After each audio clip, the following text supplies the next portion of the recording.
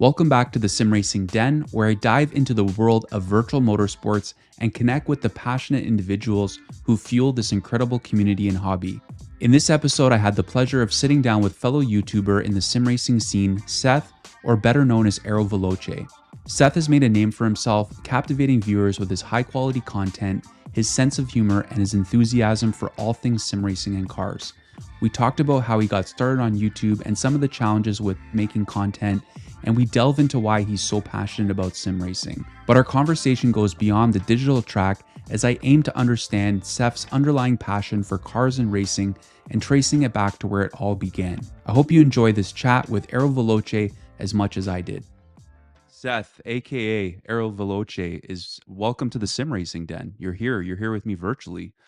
I'm excited to have you on here, the first content creator, other YouTuber on the podcast, and it's episode 2, so that makes sense. Thank you. So I appreciate you making the time. I know it was a little tricky, like we're in different time zones. I'm all Yep, the way up north in Toronto, and you're out west, down south, kind of a couple hours difference in what, Southern California now? Is that yep, where yep, you're Southern based? California. Yeah. Okay. Have you lived there your whole life? Like, what is that where you grew up? Well, first, thanks for having me Yeah. on. I've been looking forward to this, and Awesome. I've always liked collaborating with other creators, especially in the same space. So this is cool to be here. Yeah. But yeah, I was born in Florida. I grew up till about 6 years old in Florida, and then my father decided he's always loved California, and he wanted to bring the whole family there. So I Nice. moved there, and I basically spent up my whole life up until about 3 years ago. I actually moved to Ohio. I spent 3 years in Ohio, and then I came back to Southern California. I imagine So Ohio is very different than California. very different. Yes, it is very different. It's not necessarily bad. It's different, but I enjoyed my time out there. Yeah. But definitely, I mean, it's nice to be back with friends and family again. That was the bad part about leaving. Yeah, And so that's the thing I was most excited about to return here. So for sure. And I know like every place has its car culture. Even here in Toronto, there's actually a really big car culture here. mhm. Actually, there's a lot of car shows going on this summer, but I know California is like kind of known for a big car culture out there. Would you Oh say yeah, that's like it's that's kind huge of out like the here epic for epic sure. zone, right? Like I know recently, like just kind of looking at your socials and stuff. Obviously, I follow and subscribe to you. Um, you've been kind of visiting some different centers. You were at the Sparko store, which is I thought Mhm. that was I was kind of jealous that you have that like in your backyard because in Toronto there's not a lot of places where you can go see stuff like that. Um, but I like asking this question, and I've heard this question asked before, and I like asking it because it's interesting. Like, what was your earliest memory of just like getting into cars or racing? Like for me, it started with my dad, and at a very young age. Like, how did you end up? Because I know you're a car guy for sure. So basically, I mean, it pretty much started from when I was in the womb. I mean, there's pictures of my parents and my mom's pregnant and they're at car shows. My dad he's been a hot rod fan since he was 14. So as soon as I came out, it was like cars are going to be your thing. You were pretty much And had no choice. It sounds like. yeah, Yeah. exactly. And so I kind of grew up in the hot rod space because that was what my dad liked. So mainly like muscle cars, like the 69 Corvettes, Awesome. Camaros, Mustangs, and all, everything in the muscle car era. And of course, I mean, that's probably my favorite as well from the hot rod generation. But things like 55 Chevy way before and like Yeah. 32 Fords and stuff, all very cool. But I appreciated the muscle cars. That was my favorite. And then as I got older, obviously, I mean, even as a kid, I loved supercars and stuff. I'd Yeah. see Ferraris and McLarens and Porsches, and I was like, oh, I kind of like these too. And then when I started driving, I was like, "Oh, I like driving the most." Yeah. That's my favorite aspect of it now because I've been to so many car shows, so many good guys car shows. I've been to SEMA since I was about 14 years old. Yeah, yeah, saw you did some Um, coverage there. Yeah, yeah. it's on my bucket list. Like I gotta go, and I haven't even been to Vegas before. So Oh, yeah. yeah, Oh, you gotta go. yeah, If you've never been to SEMA, it's a wild experience. I mean, Yeah. it's just you get jaded just by the insane cars you see. And that's Yeah. kind of where I'm at now is like that's why I like driving so much because I've seen and I've looked at beautiful cars so much is like, okay, I want to burn the tires off of them now. I don't want to keep looking at them anymore. But So, it is a great experience. oh, for sure. If you I can make it imagine like you happen for sure. growing up around classic cars. So is your dad like would did he like restoring cars or Yeah, so I mean, my dad, he growing up as a kid with friends, and I can't remember every car that he had, but I yeah. believe his brother had like a Z28 or something, or like a '68 Camaro. My dad, when he was 18 or 19, ended up buying a I'm not sure what year. It's in the '70s, but the C3 Corvette. And then Oh when the yeah. C4 came out, he swapped and upgraded to the C4, and then he did a bunch of modding to that and um and probably a couple different things here in between. And even I don't know if you can see it behind me, but Oh yeah. there's that's a 5th gen SS Camaro. Oh That's a nice. project we started years and years ago, and that it's actually that's supposed to be a car that's displayed at SEMA. Oh, that's Uh, cool. but that's I mean that could be a whole Oh, I'm podcast in sure. Oh, itself. I'm sure. Well, Um, we'll do another one. Don't worry. We'll do yeah, another one. there we go. So, yeah, I mean, we've been all over the place, Yeah. and yeah, so it just, It makes sense. It totally it, makes sense yeah, now. yeah. Yeah. So like what would like what's your like if you could have any car, supercar, muscle car, like what's your favorite dream car right now? I kind of get the sense you're into Mm, McLarens too. I am very much I saw into you post a McLaren's. picture of the McLaren GTR. You were because we kind of had to reschedule this because you were at a car show today or at the Yeah, HRE. yeah. I was at And the I HRE open house, yeah, which it was looked like they had some cool cars there. various I was I mean, it's HRE wheels, which are, Yeah, top of the line wheels. So yeah, I was expecting to see some cool stuff, but man, there was a lot of really nice yeah. stuff. That Uh, Senna GTR, like that's oh, crazy it with was the Senna beautiful. livery and Yeah. everything. Yeah, it was That's wild. beautiful. Yeah. It was beautiful. Backtrack. What was the original question? So any car, you can have any Okay. car. Oh, Favorite dream car that's right now. that's a tough I one. love asking. Me and my buddies ask this question all the time, and it usually changes, right? Because as new cars come out, we kind of have this debate again. It's like there's different questions like, oh, 4 car garage. What do you have? But I just like to know like, what's your dream car? You know, So, if I was to pick one, I would it's so ooh, hard. It's it's so hard. so It's one easy is for just me. I hard. actually know exactly what it is. I would probably do, like, the McLaren P1, but the GTR, Oh, okay, that's a and good then choice. maybe even, taking it or Lazante is the one that makes them street legal. Oh, I heard about this. Yeah, Yeah, I 'cause saw a YouTube video where they had one at a dealer in Dubai or something. It was like yeah, they've only made a few of these street legal like P1 GTRs, right? and actually that Senna GTR that I saw at the HRE open house, it had a Montana license plate, Oh, so I really? wonder if that was one of the converted cars for the Sennas, because the Senna GTR is not a street legal car either, No. um, It's kind of like a but, customer race. It's kind of like I guess like the remember the FFX program where you yes, like sign yeah, up and is that how yeah. I think that's how it works, right? I Maybe? think it's pretty similar to it, Yeah. yeah. I know Ferrari is kinda weird where, like, with that program, you don't take the car Oh home, they no. store Yeah. it for you. I think with McLaren, there may be a little bit more You get lenient to where put it in your you garage at gotta least. yeah, at least take it home, Yeah. but Doesn't yeah, that they're seem not wild to yeah. spend like millions of dollars and then but I guess it's the closest those any that person can get to real race car driving, right? Yeah, and I mean, So, I guess if you're buying one of those, you already have, like, 10 other Ferraris or oh, 20 other for sure. Ferraris to take for a spin on the street when you want, For so sure. For sure. So but McLaren P1, that's a good choice. yeah, I'm a Porsche guy, so like right now would be the new um GT3 RS, like the 992. I didn't Yeah. post a picture, but I saw one of those for the first time in person today. Yeah. Very nice. It's I feel like that's the ultimate like it's definitely a track toy, but I Mhm. think that's what I would drive on the weekend. Every weekend I'd pull that out, It's you know? those cars are fantastic. I mean, because yes, they are a track toy, Yeah. and I almost wanna go back and go towards the regular McLaren P1 because Yeah.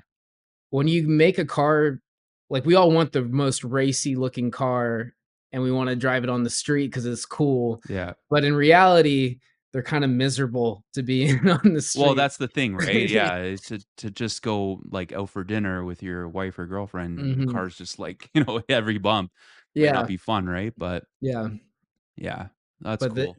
yeah, the GT3, Porsches are a good, I think, compromise where Yeah. you get that track toy, but it's still somewhat livable on the street Yeah, they're too. pretty drivable. They're Yeah, pretty comfortable. yeah. So what are you watching any, real life like, what's your favorite, like, real life motorsport to watch? So I've actually I've been watching the Le Mans all day. I Oh, have sat you? Yeah, I don't know, I didn't think I would be able to do it. I did my chores this morning, I mowed the lawn, and then I put Le Mans on, and I've literally just been sitting on the couch, watching it. It's actually been, like, so this is the 100th year, right? Yeah, And it's so wild because it's so cool to have, like, Ferrari back, Porsche back mhm. with their hypercars, like, it's not just Toyota at the front, right? And you got Peugeot, and like, the whole race has been really exciting, and there's been rain, like, off and on, so it's just been, like, wild to watch. I Do I you saw watch anything some right now? right now, I mean, I'll dabble into F1. Yeah, Funnily enough, I was never a sports watcher of really any sport, me and getting neither. into sim racing was what actually wanted me to watch more motorsport, and Oh, then I that's started interesting. watching, Formula 1, obviously, and I've been trying to get into like, I really wanna get into IMSA because that's what I currently Yes. drive the most on iRacing. Absolutely, the LMP2 is so much fun to drive, and I just like the mixed car class a lot, Yeah. but it seems like every time it's like, oh, you need this platform, and then for Formula One, you need this, and then if you want Yeah. to watch Le Mans, you need to go over here. And I was like, it's all over the place. So I wish they would kind of consolidate them a little bit more. They need like But a so it's hard in Canada too to get a lot of these broadcasts. Like, mhm. so I didn't even think I couldn't watch Le Mans like in previous years, but I guess it's Motor Trend TV for North Yeah, America. yeah, So there's actually an app for the Apple TV which I use for streaming. So I was like, okay, it was like 4.99 a month. I'm like, oh, done. I'm yeah. signing up so I can watch Le Mans. But we're diehard F1 fans. Like, my wife and I, we watch F1 like Oh, that's every awesome. weekend. I think Yeah. she's, like, more of a fan than I am. Like, I'll get antsy, like, halfway through the race if it's boring and then go, like, sit in the rig because I just, like, wanna race myself. Oh, yeah. Yeah, I've done, like, watch parties in Discord with a bunch of friends. We've Yeah, watched a Formula 1 race, and then afterwards, everybody's like, "I feel like driving." yeah. But IMSA is So definitely really cool. I'm going to one of the IMSA races here, so they do make a stop nice. at Mosport, which is Okay. Canadian Tire Motorsports Yeah. Park, so, which I think is beginning of July. So, Oh, that's um gonna be a lot of fun. yeah, that'll be my first time going to IMSA race because I kinda agree with you, like, actually, since I started sim racing, like, I was always kinda watched F1, but I feel like now Mhm. I'm actually watching motorsports more because I kind of, like, you almost learn more about it from the sim, and then you kinda or just kinda get more into it, I You guess, can right? kinda relate a little bit more Yeah. too. You're like, "Oh, Yeah. I know how that feels." Yeah. Yeah, yeah, or Uh, even, I'd have issues where, like, I'd watch, a race and I don't know the track, and it's like, yes. I don't even know where we're going, but when you've driven the track in a sim and then you watch the race, it's like, oh, you just get so much more of an Oh, yeah. understanding, and Even it watching just Le makes Mans it more today, like, enjoyable. I'm like, Yeah, "Oh, yeah, I know those corners." Like, I've yeah. driven that track so many times virtually. It's like, you know the challenge that is, right? Yeah. For sure. They So had it playing at the HRE open house, so I got us all a little bit, and then I oh, did see a okay. couple of clips on the way home. I didn't realize it was, like, raining so bad. Did you see them, like, Yeah. doing 360s and stuff? It looked like they were figure skating out there at one point. There was Yeah. just cars, like, going off, like, there's actually been, like, even the whole race because I guess it had rained before, so the track has been sort of different degrees of slick. So, Okay. like, drivers are just all of a sudden spinning out of nowhere because they just Yeah. hit a little patch, and they're like, "What the hell happened?" Right? So it's been a little crazy because 'cause there's been so many yellow, flags and things, but I think if you're gonna catch it, watch it, like, at the end, like, in the morning. Mhm. That's when Yeah. everyone starts, like, battling for position. That's yeah. Yeah. So this kinda leads me into my next question. So how did sim racing start? Like, what was your first introduction to sim racing? Like, what led you to start, you know, putting together the rig? Because your rig is like pretty wild now, but I'm curious to know like what was the first sort of iteration and how did that happen? So I first started around 2018, 2019, I think around that time. And I built an MX-5 autocross car. So I gutted the interior, I did the Oh, suspension cool. on it. Um, I put new seats and did a whole bunch of work to make it basically a extremely lightweight, great autocross car while I was going to college, and I would drive down to the Charger Stadium in San Diego, and the SCCA would host autocross events there, Mm. and that was a ton of fun. But one of the car that I would use to drive to school broke down, and then I had to drive my track toy car to school every day, and I had ripped out AC out of that thing. Oh It man, was I bet all you it was bare loud metal. too. It was extremely loud, had a roll bar and harnesses and everything.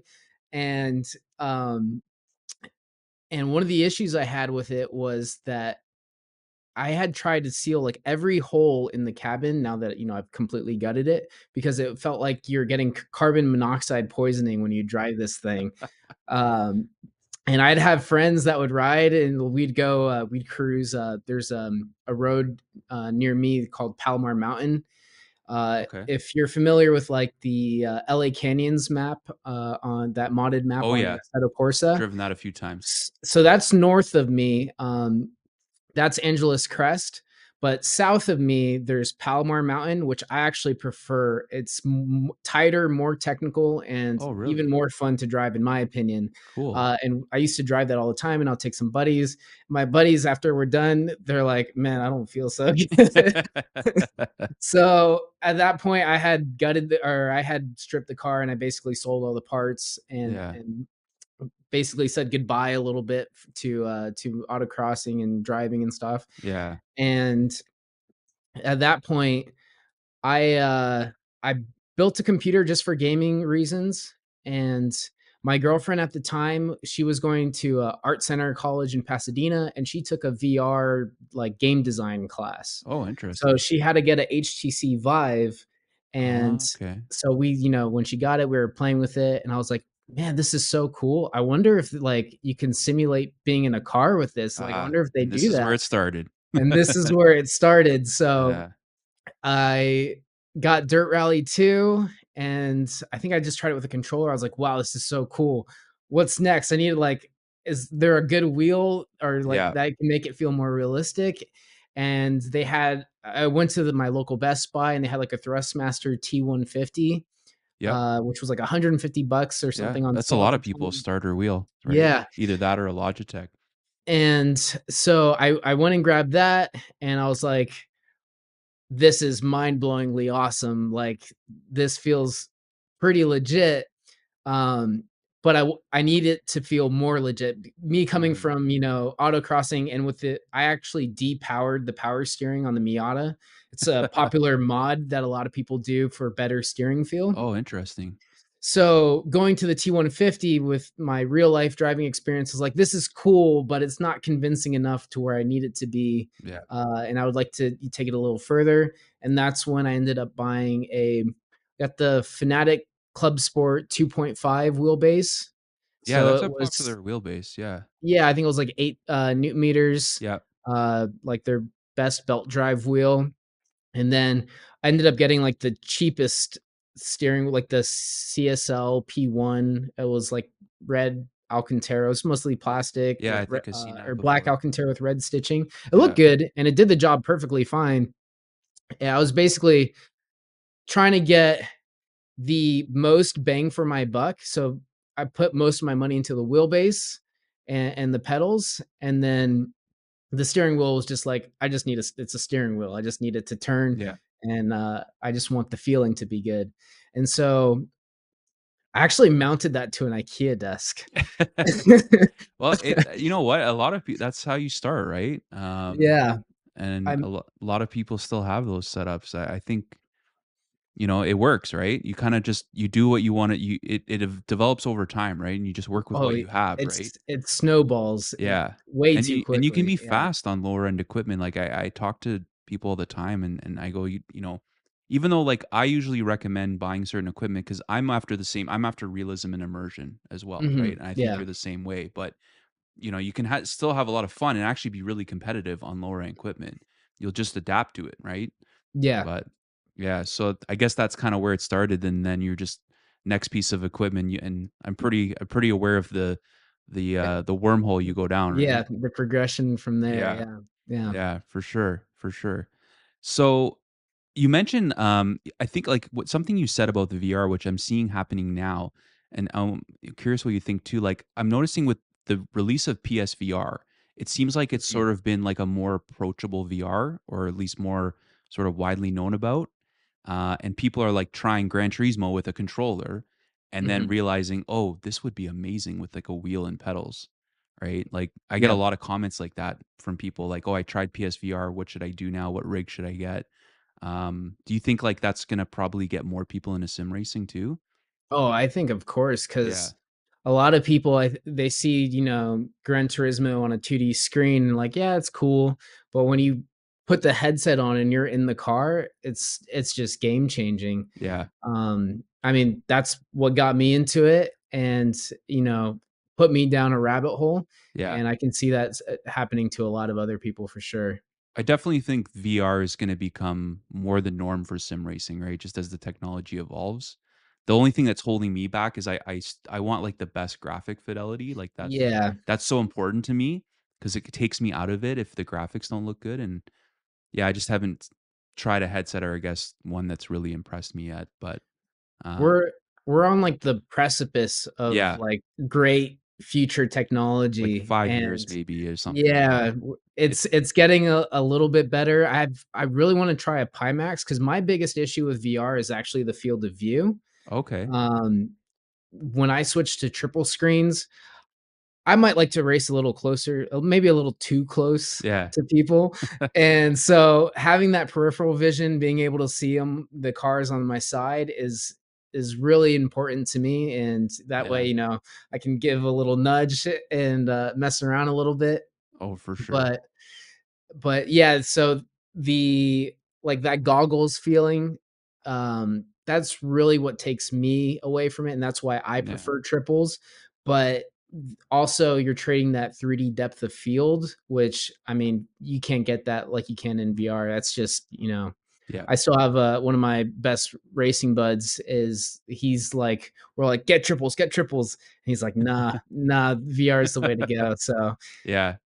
Yeah, that I see is a constant debate online, right? VR versus triples, right? But yeah, I mean, I think it's at the end of the day, it's what works for you. But I think as the technology catches up, you're going to see some of those diehard triple guys go, okay, the VR looks approachable now. yeah, yeah. Yeah, for sure. So I'm curious to know, like, I selfishly kind of started this podcast too because I don't actually have a lot of friends or family that is into sim racing. They Yeah. and I just wanted to talk to people about it. Um, they don't really understand. I think when I tell them that I sim race, they're like, "Oh, you sim race? Oh, that's cool." Like in the arcades, like Cruising USA. Like I'm like, no, Yeah. it's a little different than that. And then until they come over and they see the rig, they're Mhm. like, oh, you're serious about this? This is Yeah. nuts. Like, what is I'm just curious, like, what does your family and friends think about the sim racing? Like, is it something that's cool, or they just don't understand or they think you're nuts? So, I think Or all of initially it. yeah, initially, I think everybody's like, "Oh, you're just playing video like, Yeah, racing that's what games," they always think. you just it's just another form of video games. Yeah, And, um, I think in the recent years now, I mean, my dad and my brothers all being very big car guys as well, and they watch, YouTube car content, and when they see, "Oh, Ferrari has a racing simulator for their F1 team and yeah, Mercedes," and they all do hours and hours of practice and testing through this, and they're like, "Oh, maybe it is kind of legit." And then, I've put them in the rig and like they try it out and like, whoa, they always getting into a sim rig for the first time is always a little challenging because you don't yeah. know the brake zones and you don't Every have that, person that comes over here struggles. Takes a couple laps. Yeah, but they do get the feel for, the wheel, and, like, one of my buddies, he's like, he presses the pedal and he's like, "Whoa, what is this pedal's like the hardest thing I've ever pressed." And they start to appreciate, okay, this is pretty legit. So I Yeah. think it's turned around, in the last couple years. We're taking a little bit more seriously, but yeah, Yeah. initially this is like, oh, that's just like Fortnite but racing.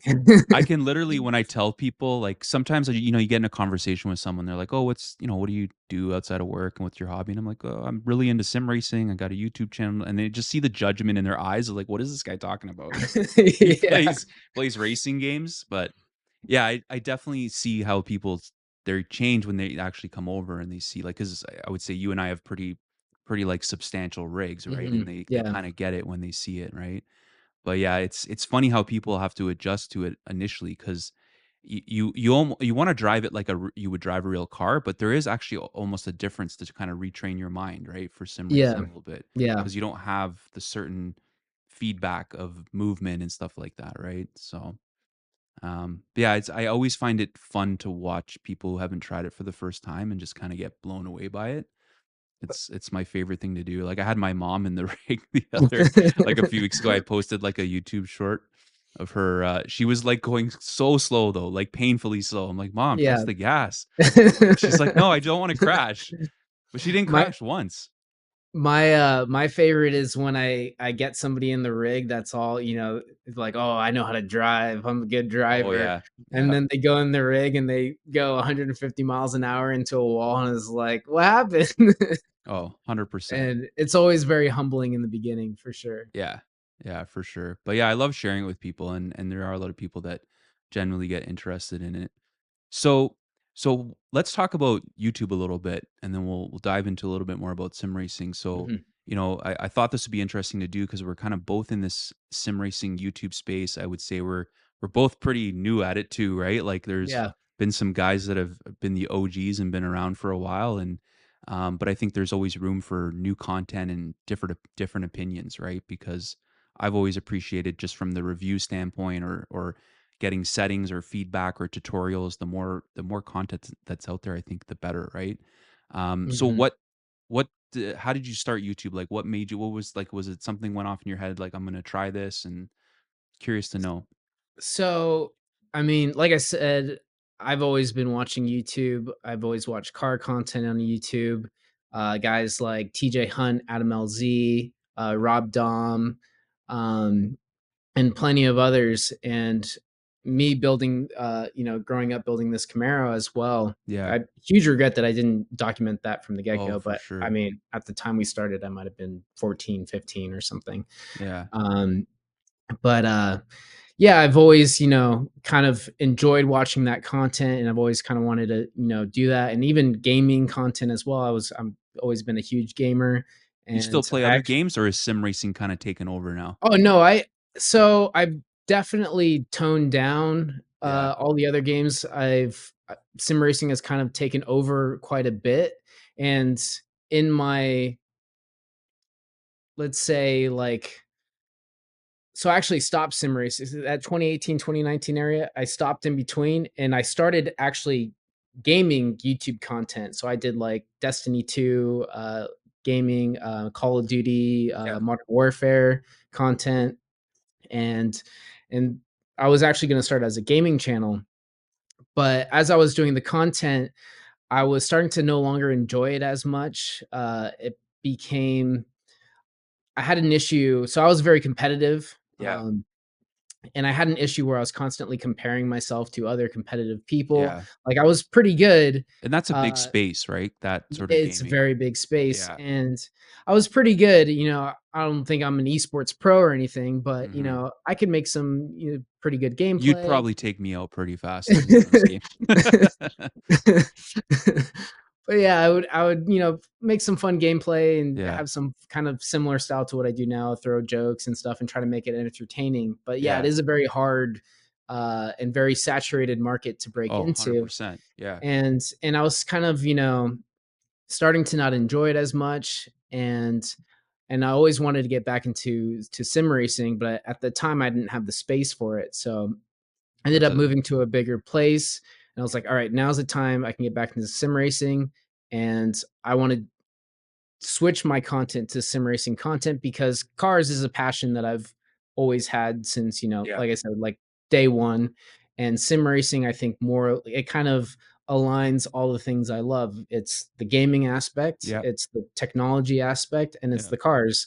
Yeah. So it's just a merge of everything. So I was like, I think, I'd really enjoy this and have, a fulfilling and enjoyable time creating Yeah. content around this. And then So the content comes out better too, right?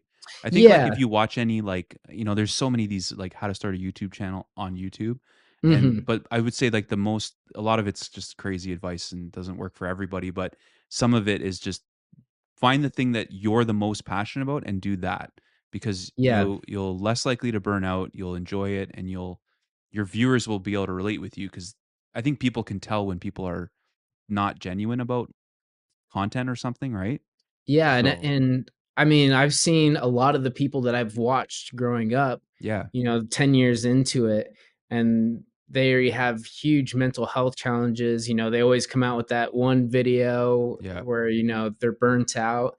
And I I kind of foresaw that in the path that I was taking before, and I was like, I don't need to be the biggest YouTuber in the world or the Yeah. wealthiest person in the world. I just wanna do something that I'm passionate about Yeah. and be able to sustain myself and just, have a fulfilling life Yeah. and filling out or fulfilling my creative, ideas and stuff and just, enjoy the time that I'm here. So Yeah. It kind that of was like itches like a creative bone. And for me, that's so I kind of started because I kind of just have ADHD. I'm always like want to be doing something Yep.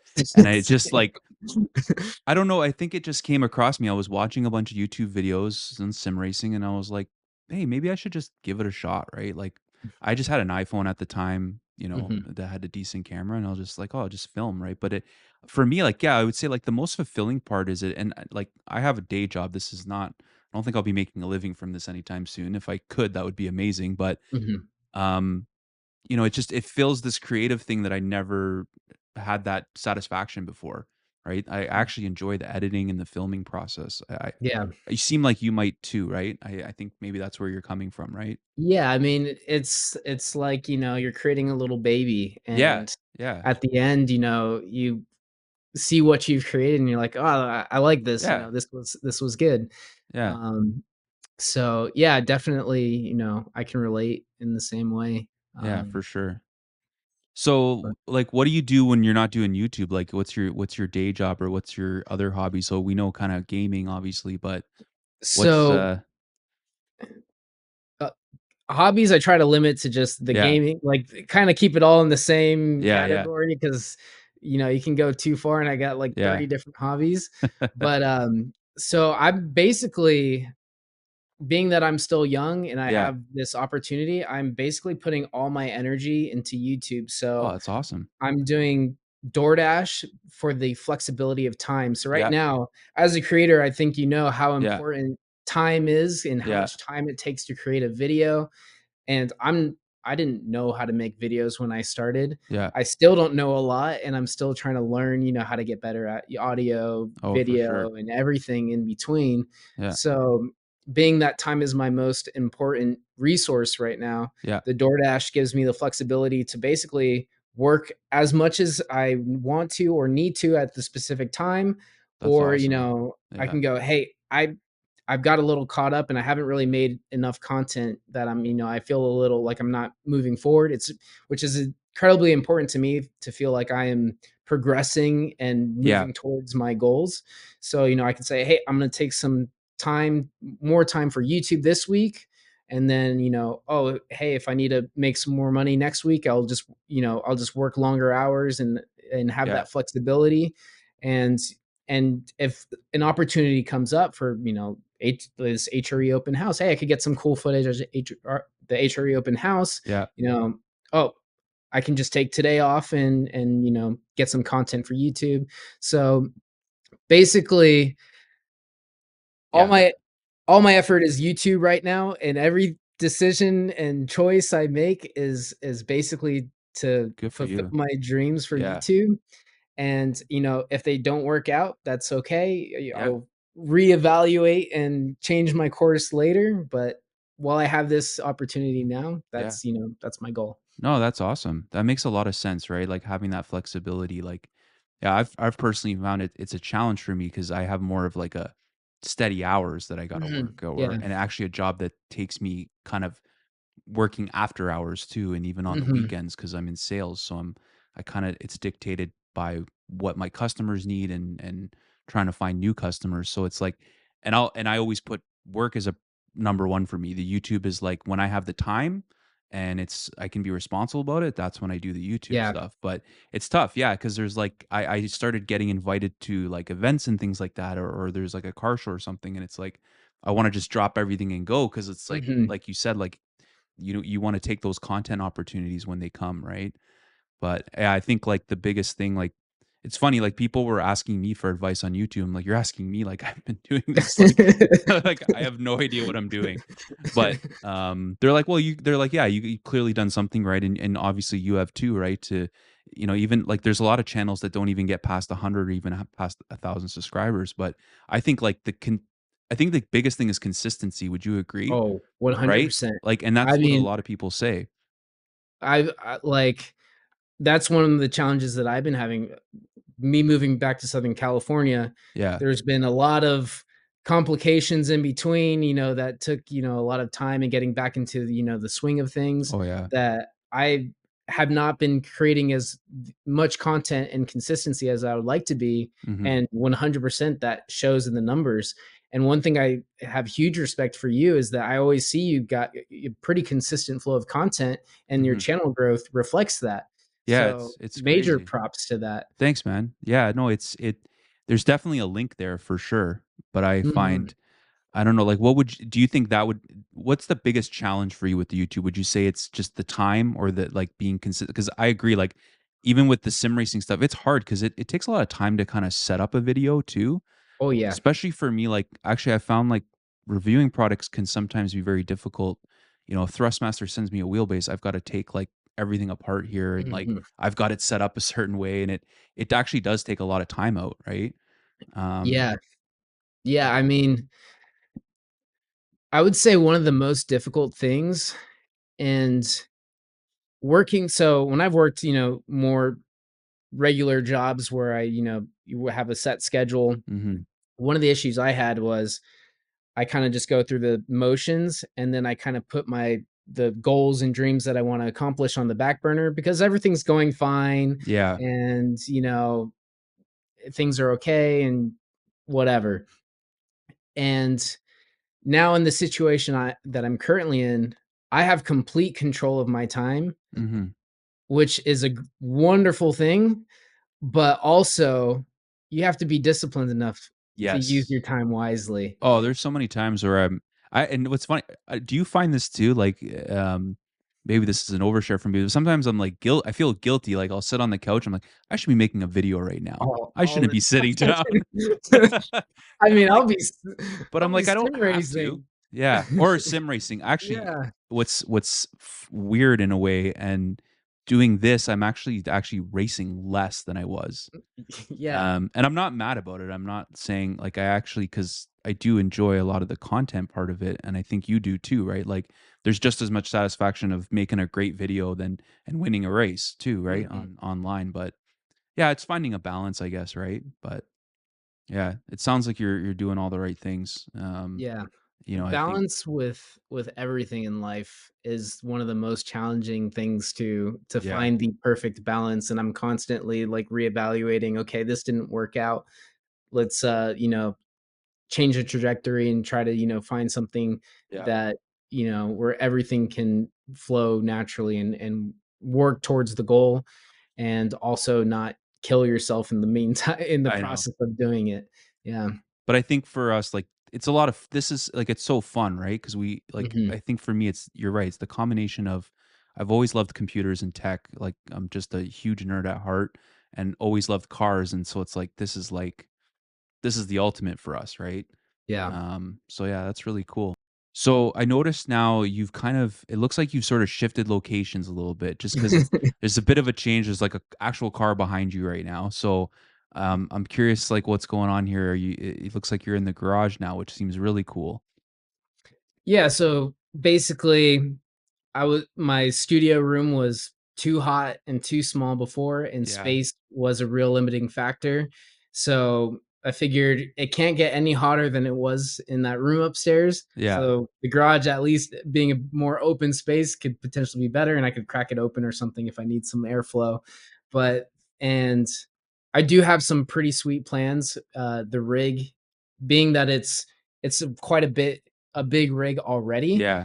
it's about to get a little bit bigger Uh-oh. and a little bit noisier, so I was also upstairs as well, so being on the ground Okay. floor, was a big factor as well. Yeah. So but yeah, basically the goal was, more space for to do better content with the studio. Yeah. Having you can see the green screen behind me. Now I can have I used to have it where like I'd put it away, and if I need it, I'll take it out. And Yeah. like you said earlier, setup time, you Oh, lose so yeah. much time I in spend just so much setting. time with Yeah. that. Yeah. And my goal is, just to have stations where I don't have to constantly be moving equipment, Yeah. because you'll just lose so much time and just that alone. So It also makes you like so I think we were talking about that before is like the sort of sometimes you just don't want to do, you just feel lazy, right? But if you know yeah. if it's like the station's already because that's what sometimes stops me from making a video is just thinking about like the process to get ready to do it. But if everything's set up, it's great to just Yeah, I jump in. mean, it's like that with anything, like, Yeah, even with my sim rig, I'm very particular in what I add to my sim rig, because me if too. Yeah. there's extra steps that I'm gonna have to do every time I wanna drive, Yes. that just means I'm less likely to do that driving. So, same thing with content creation, if, there's a bunch of extra steps to Yeah. turn on the camera, then I'm less likely to turn on the camera.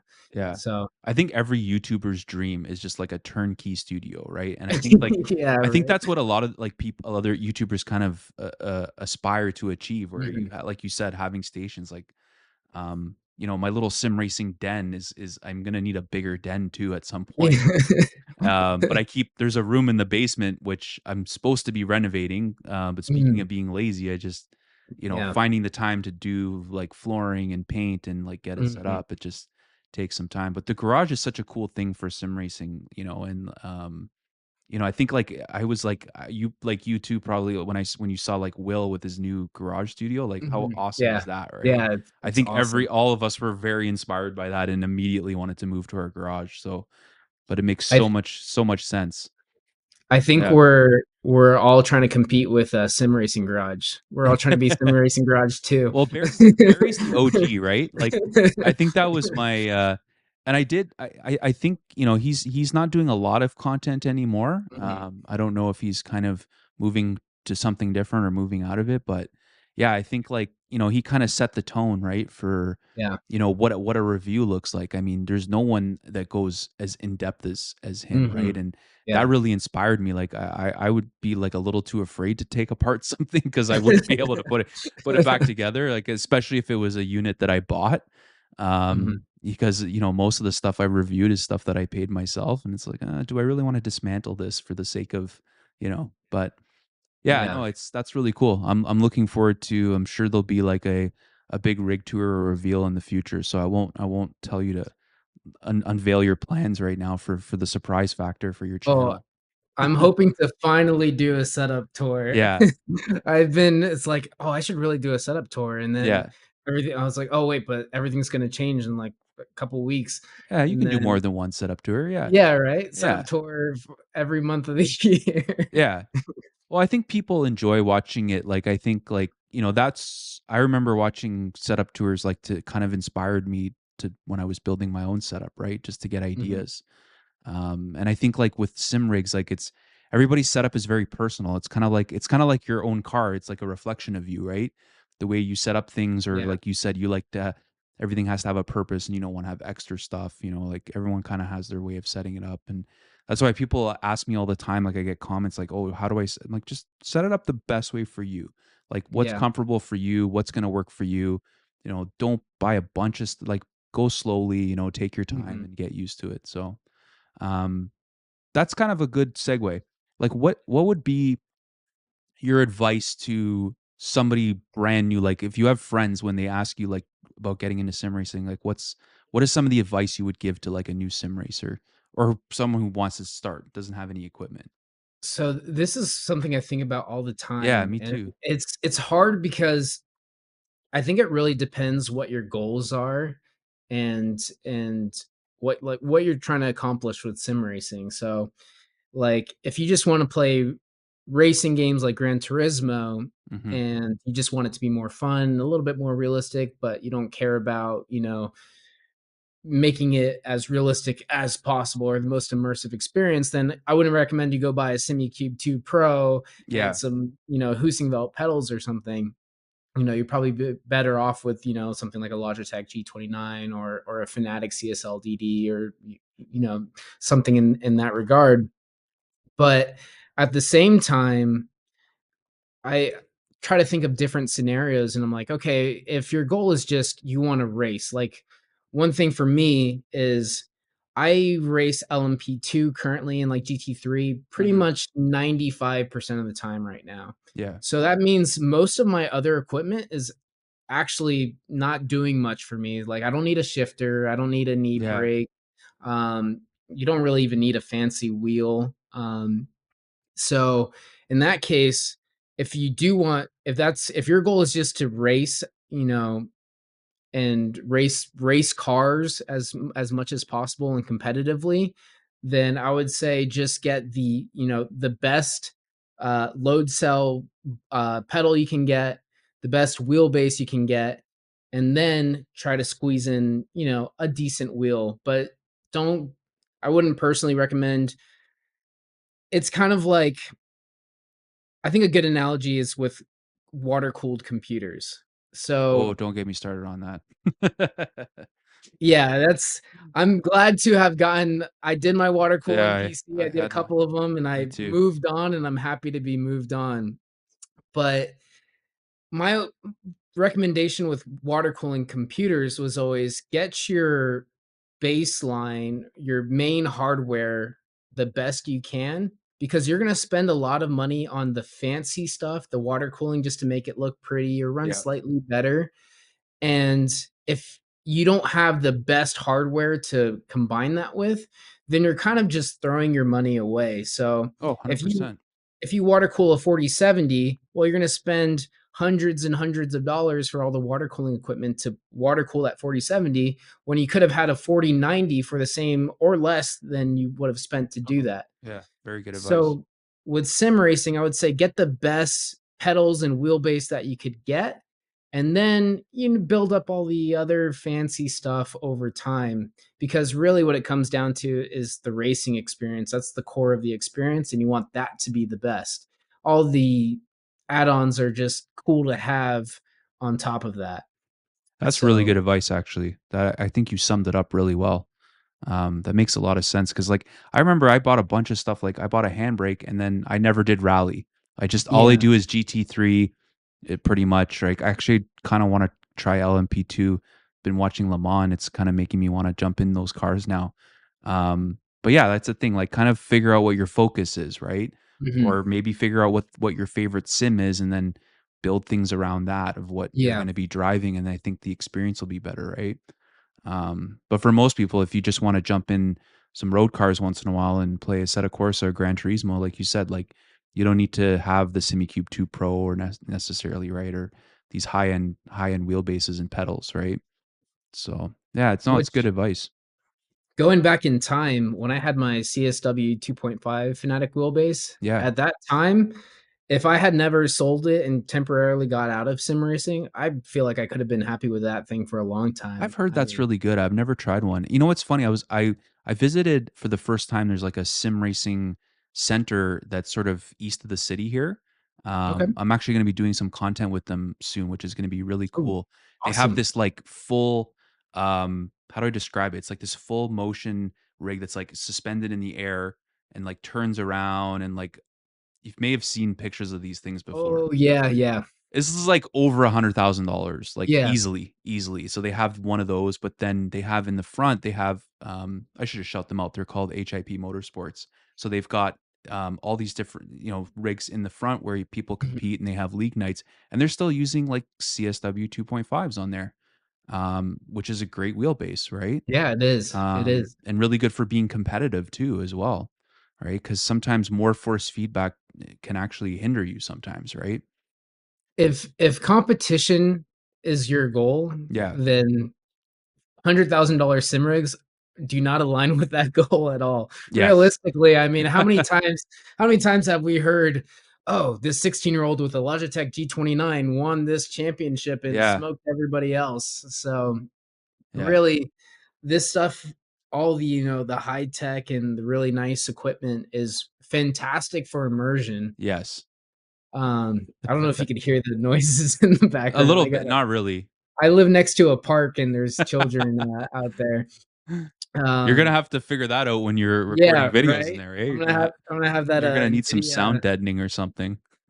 what's that, NVIDIA have you seen where it can take out, like, vacuuming noises out of your microphone? It's, Oh, is it a NVIDIA NVIDIA thing? Broadcast. Yeah, Oh, okay. it's, got something to do with, the These AI days, there's technology. an AI for Yeah, everything. right.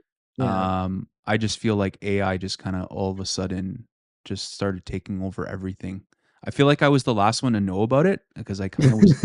No, it's weird, like, I was kind of outside of it. I just feel like I was hearing about it, but I didn't really understand what the capabilities are of it.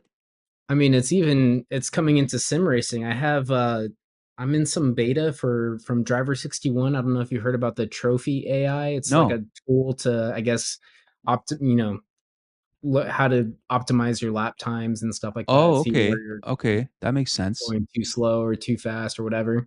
So I Jeez. haven't dived in a whole bunch, but it's got the AI badge. So just another one to Oh, there's so many use cases for AI in sim racing. Like that's actually a really oh, good for one, right? sure. Like Yeah. analyzing Yeah. your racing. I mean, well, there's obviously AI in the opponents. Some of the games are getting better in terms of the computer. Like if you just want to race against AI, Mhm. some games they can be pretty bad, just like really bad, and just want to take you out for some reason. But yeah, it's pretty wild. Like I just seen like the development. But even for content creation, there's some uses to it in terms of editing things and Oh cleaning up yeah. things. Like there's definitely you can optimize a lot of your workflow through that for sure.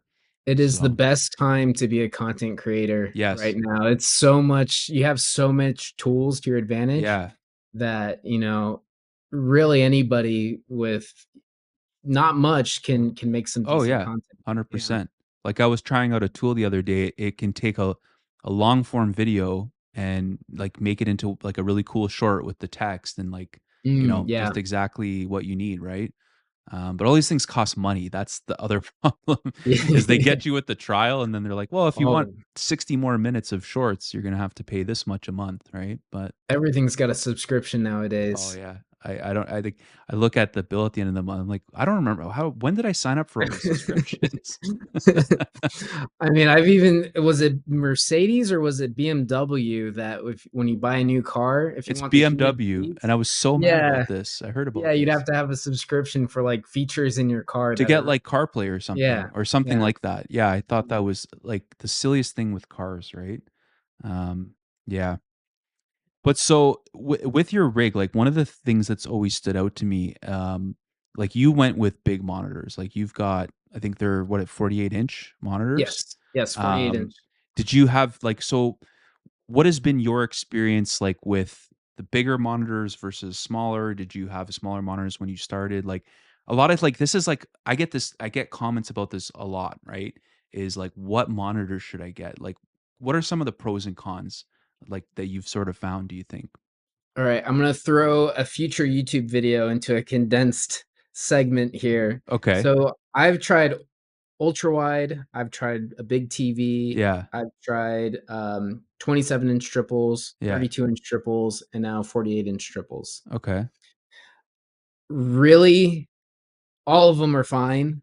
When it comes to triple screens, my issue with 27s, I could honestly have lived with them and been totally happy. Mhm. The content creation is what really motivated, Yeah. me to go that way, It does look and really cool.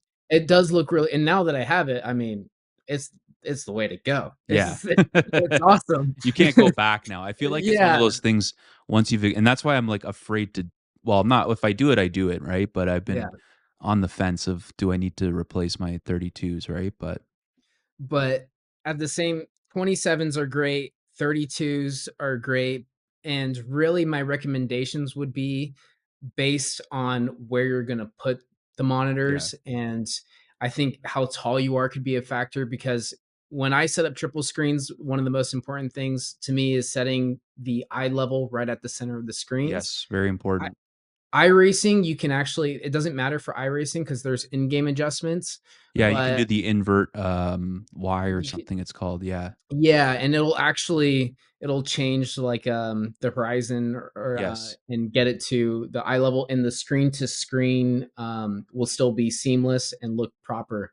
Mhm. Whereas I believe like ACC and some of the other sims, you can actually adjust the pitch, but if your head is not level with the center of the screen, Yep. the your like a railing would look like this instead of like this. Yeah, they get warped. Yeah, these things are Yeah. important actually for setup. So for me, like 32-inch, when I had it right behind the steering wheel at 32-inch 1440p, I didn't like the pixel density because it was too close. But if Mhm. I was gonna put it farther away, then 30, like maybe right behind the wheelbase or on top of the wheelbase, which that's where height starts playing. Yeah. If you're a really tall person, you might be able to afford to put a screen on top of a wheelbase because your head's going to be much higher relative to your wheel. Yeah. Um, but if you're shorter, then you might start getting issues with things being warped. So then you would have to push it behind the wheelbase. So in that case, for me, I would go 32 if I wanted it farther away. And Yeah. if I wanted it closer, then I would do 27-inch for the sharper picture of the better pixel density. And then 48, I mean, if you just want to kind of ball out and have epic experience, Yeah. you get the benefit of more FOV. Like right now, I'm running 210 degrees of field of view, which is like the Wow. natural eye.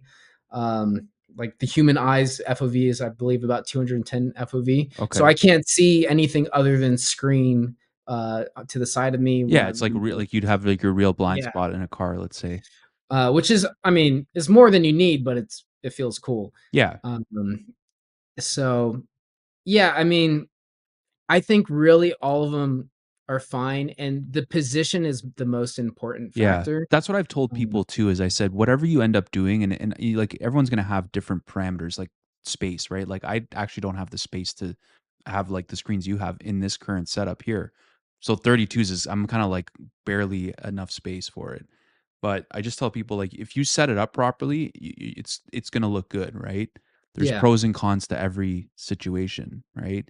I would say what's more important is the panel technology you choose. Yeah. Like, I would always recommend IPS. I mean, monitors have come down in price, so Yeah. I would rather have a 27-inch IPS monitor than a 32-inch VA monitor, for example. Okay. Yeah.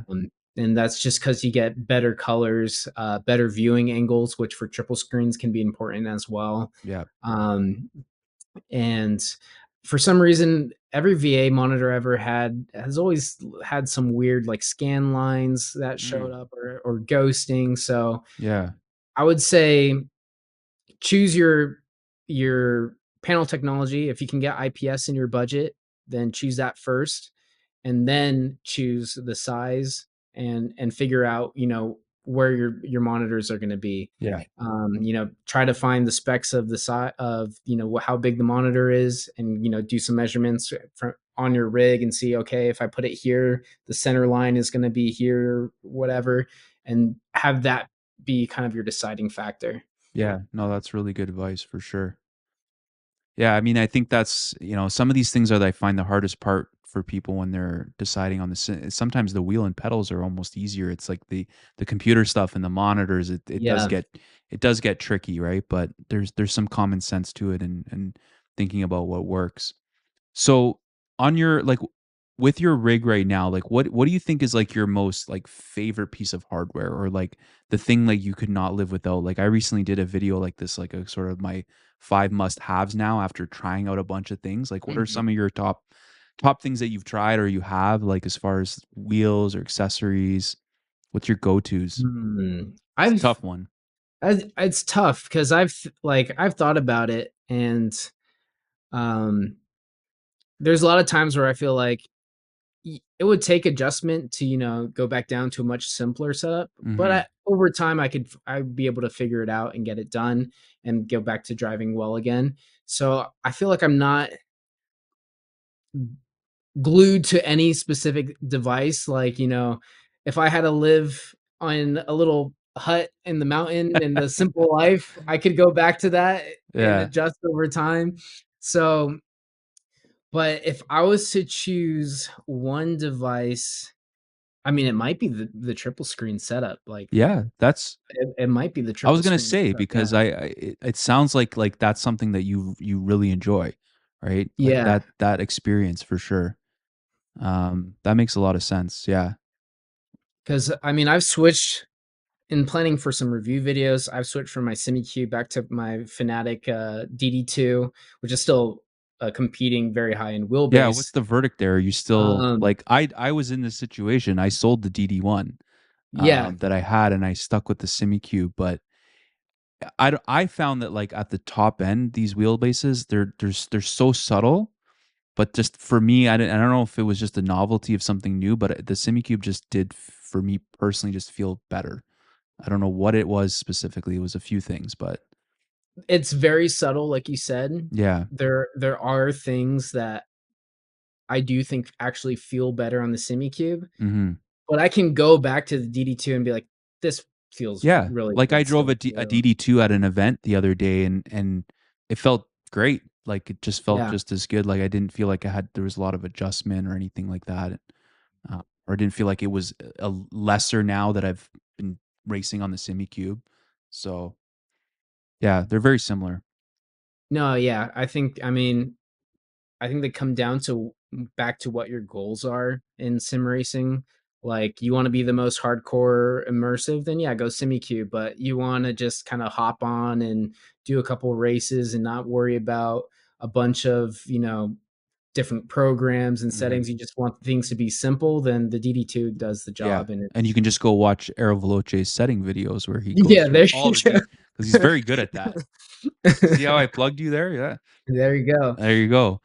So what do you think like in terms of this may be a tough question, but like what do you kind of think like the state of the sim racing industry is right now? Like we've got, it seems like more players kind of entering it. Like I think Asatek Sim Sports come in kind of like shook things up a little bit and gave people another option. Like, they came in really hot and like ready to go. They have a lot of capital and a lot of resources behind them, which makes sense. But from the reviews that I've seen, like it seems very positive, but I haven't tried anything other than the pedals. But like, what do you think the state of the industry is right now? Like or maybe a better question is, what do you think is missing from sim racing that you've thought about? So hardware wise, we're in a fantastic Oh yeah, position hardware. There's so many options now. There's great budget options now. yeah, Uh, incredible high end options now with those SimiCube pedals. Now we got force feedback pedals. So yeah, from a hardware standpoint, it's like almost what else can you want? And really, I think from the hardware companies, what I want is better software. yeah, 'Cause I, uh, I feel like our sim racing software is still all like 10 or 15 years behind. I think some of the newer companies like Asetek, like all their software looks a little bit more updated, yeah, and we're kind of getting there. Everybody's kind of, in a transition period with updating everything. But a lot of stuff definitely still feels like it's really old school. And I think what what I'm most looking forward to in sim racing is also the software, the simulators themselves. Because even then, like my favorite sim right now is iRacing, yeah, and they're doing great jobs with the updates, but it's still looks. yeah. It looks a little bit old. You beat me to my Um, next question because I was going to yeah, ask you what your favorite sim is, and for me, it's iRacing too. I seem to always keep coming back to iRacing. I'll jump in ACC, but then I kind of like I miss iRacing. I don't know what it is, and I don't have real life race car driving to compare to. It just I don't know. iRacing just feels more at home for me. Um, but you're right. The graphics like need some update for sure. Graphics and I mean, I was I was thinking about this yesterday, and sim racing is it's a hard hobby to get into because, like you said, you got to have the setting up the computer is Yeah. difficult. It, And I've even at SEMA when I met the Podium One guys, they know all these well off guys that buy these high end rigs, and then they're racing back on console again because they don't want to deal with all the oh, hassle of the interesting. Yeah. PC stuff, and they just want the simplicity of the console. So that is a real hurdle that I think maybe that's where sim racing kind of Yeah. needs to tackle is making it more easily accessible. I mean, we're getting there with more accessible like hardware, um, but even then, I think what I would like to see is better console support because console is the gateway drug, right? That's Yeah. Yeah. that's where everybody starts and gets More in. cross compatibility, even maybe, right? If we could get like crossplay and like one of the issues with ACC consoles, they get their updates like a year or 6 months later after PC gets Yeah. it, and even then, like some people say, it doesn't feel quite the same as it does on PC. So I think if because sim racing is also it's not the biggest, it's really niche, right? It's not the biggest Yeah. And it's in the gaming right. space, It's not cheap to get into. I mean, and it's not cheap to get it is into. even the cheapest stuff Yep. can still be an expensive endeavor for somebody, right? So, Oh, for sure. yeah. I mean, you just like, okay, you buy a console to game, you 300 bucks, 400 bucks, 500 Yeah. bucks, and then you're done. You got the console. Yeah. Sim racing, okay, you spend, let's say you get a $300 wheel and pedal, Yeah. and then you either need a console or you go to a PC and say you spend 800 on a PC or 1,000 on a PC, and then you need to get a monitor They need a and rig and a seat and all this. yeah, Yeah. so that quickly adds up. So if we can bring the barrier down as much as possible and also have the entire community still race together Yeah. because I think participation is really important I and haven't thought having about that a lot. Like the crossplay. Like, yeah, yeah we should be able to compete together, right? Uh, maybe they could bring yeah iRacing to console. Yeah, that'd be I- cool, right? and if iRacing can race because even I mean I've joined some races in iRacing. I tried to do like Formula A one time and there was nobody in there and the race didn't happen. Mm. And so I think as many people, we need to focus on getting as many people into it as possible to help it grow. Because when there's nobody in a race, you don't want to be the person, oh, I'm not going to join and be there by Yeah. myself. When there's five people in there, it's kind of like ACC servers. You join an ACC server that has like three people in it, and all of a sudden people start jumping in and it Yeah. gets like 15 people. But if you join one with like zero and you hope you're just that one guy in there, then you're pretty much a ghost in the wilderness. It's so So, true. But the software thing yeah. is it's actually it's interesting you brought that up because I haven't thought about that a lot. But you're right. Like I mean I've got like 10 I'm exaggerating, not 10, but like I have a lot of different software programs. Start up Yep. your computer, okay, you got to boot up TrueDrive, got to boot up this. Some of the settings you got to change. Like if I kind of will have different settings for different cars.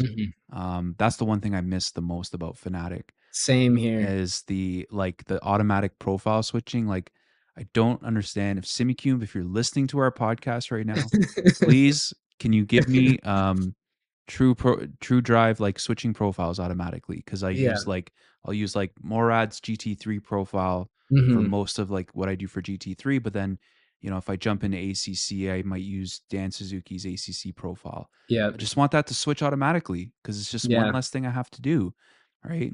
Like I can get crew chief to start up automatically. I can get a lot of other things to do automatically, but yeah, or maybe somebody can invent, or maybe SimHub can figure out how to incorporate more stuff into their program, Yeah, right? right? Like, Yeah. thankfully, SimHub makes it simple for I'd say like all those little extras, like like your haptics, like my butt kickers Mhm. and dash displays. Like, what's great about SimHub is that that can manage actually a lot of things and do things automatically and switch. I just wish that was the case for all the other software, but That's, yeah, Yes. might be a tough ask, but I think you're onto something in terms of like just like let's open things up a little bit. Let's more cross compatibility, more compatibility in general. I think will be better for everybody, right? Yeah. For sure, absolutely. Um, I would love to see like Gran Turismo on PC. That was a rumor. Right? That was a Yeah. rumor a while back, but I don't know if how much validity there is to it. It's just because I actually sometimes when I want to break from sim racing, which seems like a weird thing to say, but sometimes I just want to sit on the couch with a controller and Mhm. play Gran Turismo. But to build another setup just for Gran Turismo and console wouldn't make sense, right? Yeah. Necessarily. So it'd be cool if that could come to PC. But yeah, we Yeah. can only wish, right? I mean, thankfully, like you said, SimHub is kind of like the savior of sim racing, and I Yeah, think has elevated sim racing quite a bit. yeah, And we've gotten to the point, like you said, I get most of my stuff that kind of just works yeah, automatically. yeah, And I also kind of try to make sure my decisions towards what I buy for my rig has that feature yeah. because, like we said earlier, any extra step is just, real first world problem. Yes. But yeah, you're less Yeah, likely if you're to, gonna buy accessory, you usually make sure it works with SimHub before, yeah. just so you So don't have to worry about it. Yeah, absolutely. So what's next for the Aero Veloce channel? So I guess kind of building out the studio, but is there anything you want to kind of um, tease the viewers a little bit as to what's coming up next for you? so sim racing, as I said earlier, I'm putting all my effort into YouTube. Yeah, Like while I'm young, I'm gonna take all the risks. yeah. Now's the time. And sim racing is not necessarily my end all be all. Hmm. Um, if you've watched YouTubers like TJ Hunt and Adam LZ and Rob Dom, they all like build cars, Hmm. kind of like what I got going back there. And eventually, I don't want to necessarily transition out of sim racing, but I kind of just want to be everything car content related. Yeah, So, I'd like to do track days um and kind of also be, another resource for, hey, how does this feel in real life and how does this feel in the sim, and kind of bring those worlds together. that's cool. Um Yeah. I want to bring, my car building culture that I kind of grew up in and that kind of hot roddy feel into my channel as well. And I would like to the problem with that Camaro there is, so everything on that car, it's not like a regular Camaro. This thing is like every bolt on the car was replaced with ARP bolts, which are really nice automotive bolts, Mhm. and we replaced pretty much every single one in the car. And that's a very nice bolt to replace it with. But not only did we replace it, well, I spent I don't know how many days on a lathe machining the head of every bolt just to take out a little bit of extra weight off of that bolt. Amazing.